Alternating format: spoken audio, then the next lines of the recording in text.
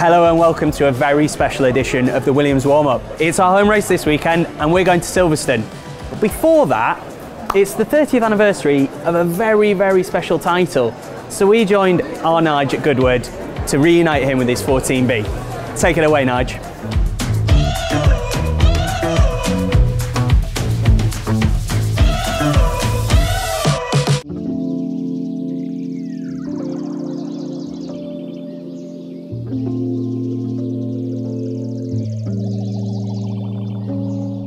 So, Nigel Mansell, 1992 Formula 1 World Champion, you're reunited here at Goodwood with your FW14B. How does it feel? It's absolutely wonderful. The first thing I want to say is congratulate all the fans and the public for being here, and His Grace Lord March for putting on such an unbelievable show, and all the other fellow drivers and riders. It's just amazing. The whole event now is just dynamic, isn't it? Tell me just how emotional it is to be back with this car, to be sitting in it, to be behind the wheel. What was your first kind of instinctive reaction as soon as you sat down? Praise it, love it, it loves you. The memories come flooding back when you sit in the seat, the electrics come on.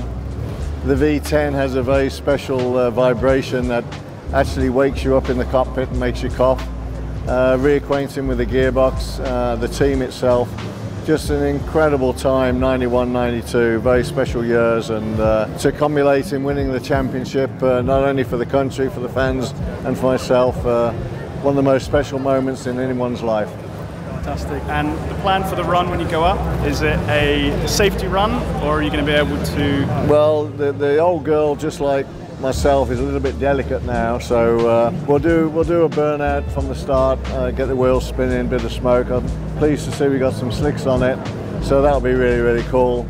It just depends how the gearbox works, because we've got to be a bit gentle with the gearbox. Have a good run up the hill and wave to all the fans, and let them hear the V10 accelerate in first, second and third gear, and have a really good time. That's it, and that's it. And obviously the 1992 car was pretty fundamental in Williams' success with it.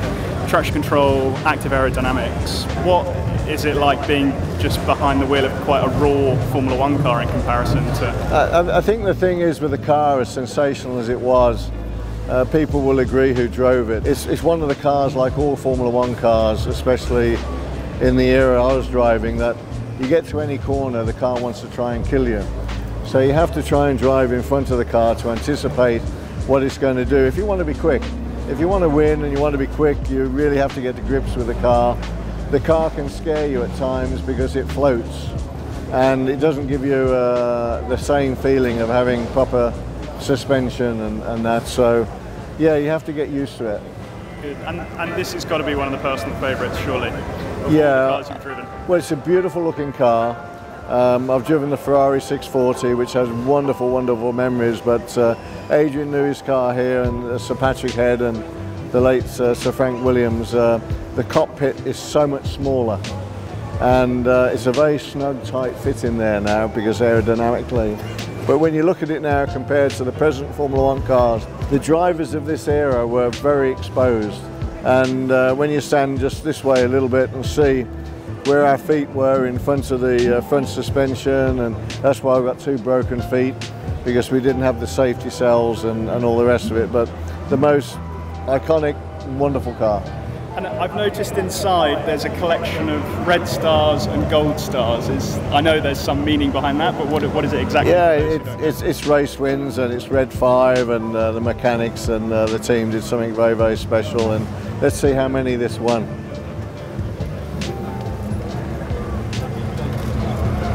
Yeah, there's 6 red ones and I think 5 gold ones, so yeah, fantastic. And you know, we had so many pole positions, so many race wins, and so many absolutely brilliant memories. Fantastic. Well, Nigel, from my side, it's great to have you here, and I think everyone else who's here joining us today, thank you very much, and we're looking forward to seeing you go up the hill. Yeah, what I'd like to finish and say, because people forget this, that 1992 was a conglomerate of probably something like 30 odd years of racing. Getting all the sponsors together, you got the sponsors you can see here, from Renault to Elf to Goodyear to Canon, you know, to Camel. It was absolutely fantastic. Everything came together in 91, 92 to make it happen. And I'd just like to thank all the sponsors who have been involved with me my whole career for making the dream come through and ultimately winning a championship, which only a very few people win a world championship. So it's absolutely beautiful to be part of that private club. Thank you very much. Wow, what an incredible segment that was, and it's great to see Nigel back with the 14B. Memories. Now, what do Miami, Montreal and London have in common? Well, they're all great cities, but they've also got a Williams pop-up.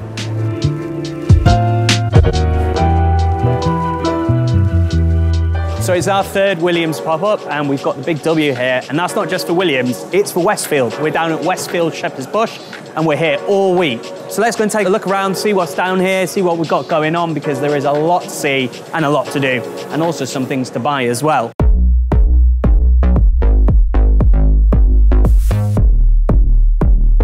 So to start with, we've got the Bremont stand here, and you can see some amazing watches here from our partners at Bremont. What an amazing selection. And also you can actually come and take a look and see how Bremont make these exquisite watches, and you can get taught by the experts what you need to do, how they do it, and have a go at it yourself, which is pretty fun and also pretty hard. I think Jost and Alex had a go a few months ago, and those are watches that you don't really want.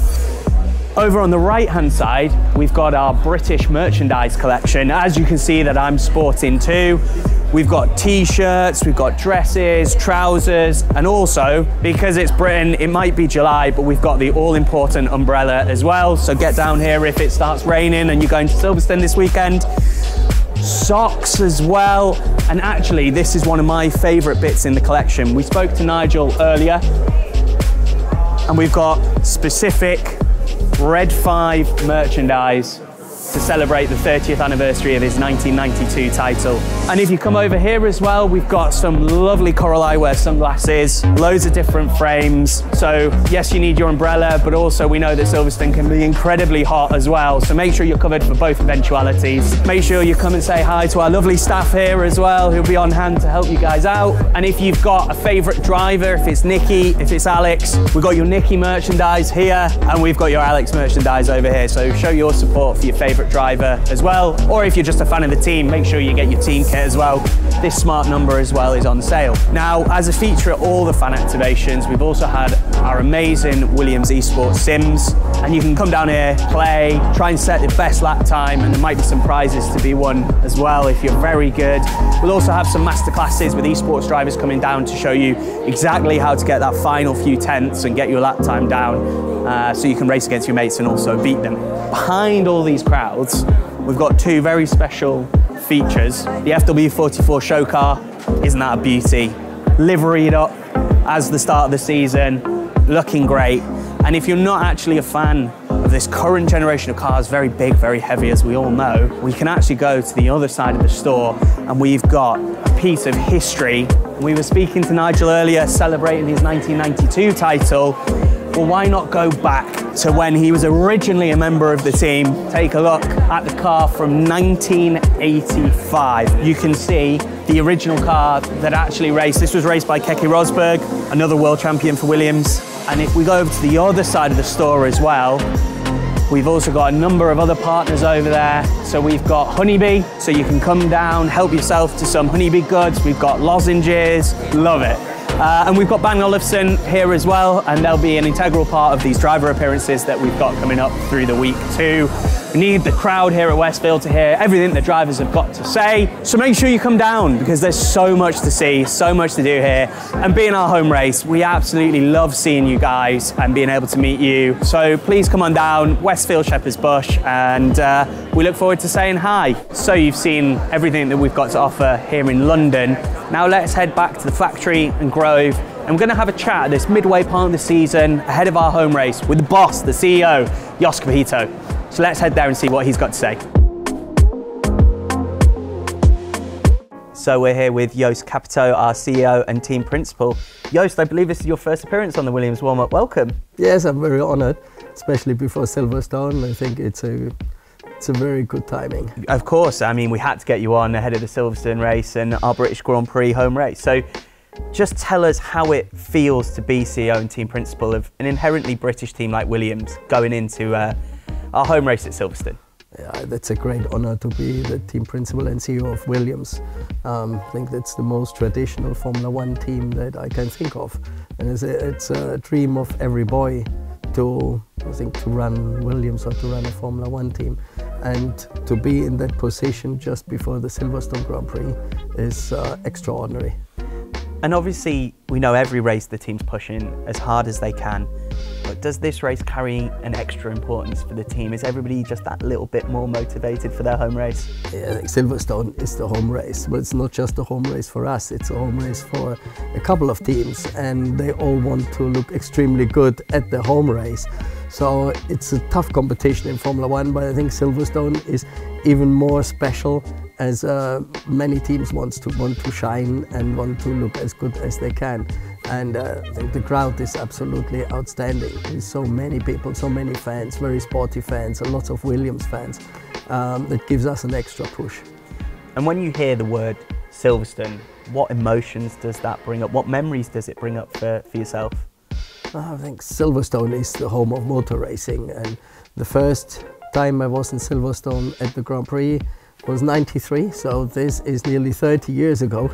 That was at that time with the Porsche Super Cup, and I remember we had a small Volkswagen camper van, and it was never used as a camper van, and I said there's so much traffic coming in, so I said okay, I stay in that camper van.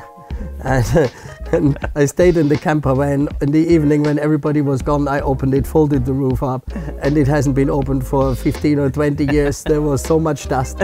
So I slept in the driver's seat instead, and next morning all came, there was no traffic at all coming in for whatever reason, but I didn't sleep all night. That's my first memory of Silverstone. So, and then it got better over the years. Well, hopefully it'll be better this weekend. You'll be a bit more relaxed and rested in a nice hotel somewhere, I'm sure. No, I will drive from home getting with the motorbike in and out. Yep. That was a lesson from last year when I went already with a motorbike, and that was extremely good. So I will do that again. The weather forecast is quite okay.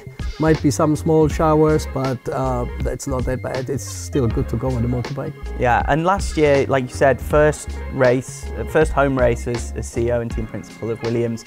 Just how special did that feel when you saw the crowd down the pit straight and you see all the caps wearing your Williams branded gear? How proud did you feel to be leading the team? Yeah, as I said before, Silverstone is very special. It's so many fans, and the fans are very sporty. They know if everybody who does something good and performs well. I would love to win the race. I don't think we are in a position to do, but we're still pushing very hard and do the best possible result we can. But it would make us so much more proud if we could win again as Williams. And now there's a traditional sporting rivalry, let's say, between Germany and Britain. You're a proud German, this is a proudly British team. How does that feel going into a race like this? Is there any conflicted emotions there at all?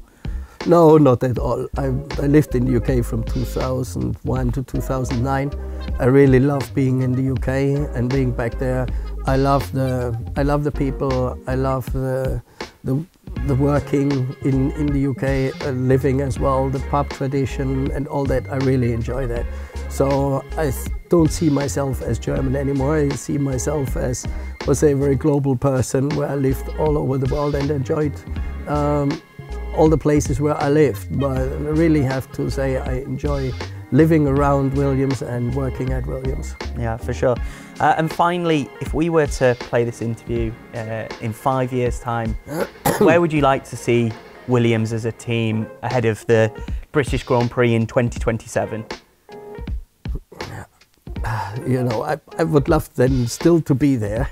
And then say we're looking forward to add another win for the season. I think that would be the perfect situation, and that's what we're working hard for. And that's the vision we have, that's a dream we have, and that's a dedication we have. We want to be there again. And by the year you mentioned, I'm pretty sure we can be there. Yeah, awesome. And we'll finish off. Have you got a message to the fans out there ahead of Silverstone? Anybody coming down to cheer on the team? What would you like to say to them? I say thank you very much for your support through all the years. Even if we are not competing very well in the moment or the recent years, thanks for your loyalty, and it's fantastic to see that the fans are still with us, and that's so important for us to build the future. If we wouldn't have these loyal fans, it would be so much harder, and we're very thankful for this. So really would like to see a lot of fans dressed in Williams clothing. I think we've got a very nice range of clothing, especially for Silverstone. I would love to see that as well and see the support. Lots of Williams caps and lot of support for our drivers, for Alex and for Nicky, as they feel that in the car if they get the support from the fans, and it gives them also another push as much as it gives to the team. If the mechanics see the support from the grandstands, the pit stop will be faster, and I think that it's so important for us, and really can't thank enough all the fans we have for the loyalty and for the support they've given us through all the years. For sure. Well, thank you very much, Jost, for your time. I know you're a busy man, but thanks for taking the time to sit down with us, and good luck this weekend. Yeah, you're very welcome, and thank you very much for having me. So that's all we got time for on our home Grand Prix edition of the Williams warm-up. We really hope you enjoyed it.